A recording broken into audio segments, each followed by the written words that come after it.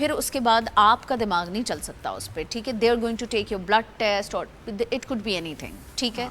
Stress can be the you know, ये बहुत minor सा हम समझते नहीं है, क्योंकि एवरी डे हम इतना स्ट्रेस ले रहे होते हैं। हम तो यू नो हाउस हेल्प्स का ही स्ट्रेस इतना ले रहे होते हैं, हाँ, पढ़ाई का स्ट्रेस, किसी भी चीज़ का। हम कभी कभी माइनर से स्ट्रेसेस को काउंट नहीं करते, मगर वो अंदर जाके हमारे हार्मोन्स, हमारी डाइट, हर चीज़ को हिलाते हैं। और कभी कभी एलोपेशिया स्ट्रेस, मेजरली स्ट्रेस, ठीक है। तो आप अपना स्ट्रेस कंट्रोल करें, डाइट चेक करें, ये सब चीज़ें करें। अच्छा, अब चलो हो गया, डॉक्टर के पास चले गए, ठीक है। और अगर ना पहुंच सक रहे हैं किसी डॉक्टर के पास, तो घरेलू टोटकों पे अगर हम आएँ, सो गार्लिक, अनियन, बेकिंग सोडा, इस तरह की चीज़ें जो है वो मिक्स करके कोई भी चीज़ लगा रहे हैं आप, वो एक्चुअली क्या करता है कि वो आपके जो पोर्स होते हैं उनको वो यू नो उनके अंदर ऐसे लिक्विड्स होते हैं या जो नेचुरल इंग्रेडिएंट्स होते हैं कि वो उसको टिंगलिंग करके उसके जो पोर्स हैं जहाँ से रूट बंद हो गई होती है या आ नहीं रही होती है,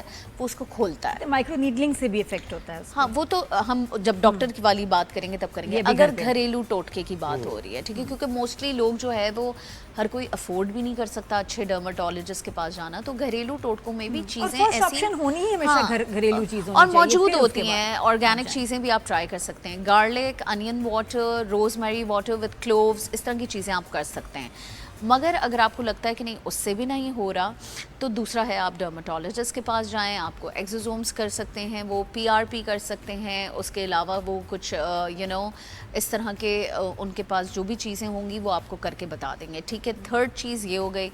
तीसरा, आपने ना इसको इग्नोर नहीं करना है, ये सबसे ज़रूरी बात। इसको जितना अर्ली स्टेज पे आप डायग्नोस करेंगे, आप जितना जल्दी डॉक्टर के पास जाएंगे। हम कभी कभी सोचते हैं एक ही तो पैच है, खुद ही बाल गए हैं, खुद ही बाल वापस भी आ जाएंगे, और ज्यादा परेशानी होगी, बाल और गिरेंगे। ये भी एक सोच है ना यार, बाल गिर रहे हैं कोई बात नहीं, हेयर फॉल हो रहा है, परेशानी ना होना इज डिफरेंट थिंग, और जाके इलाज ना कराना इज अ डिफरेंट थिंग। आप don't take stress but at least go to the doctor, right.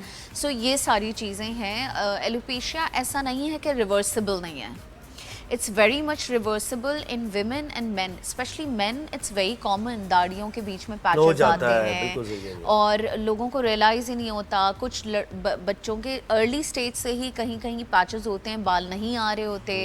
That's like not a very severe form of alopecia, but you need to go to the doctor. अगर treat नहीं कराया, वो जो patch एक पहला आ गया, नहीं ट्रीट कराया तो क्या होगा? बढ़ता है, बढ़ेगा।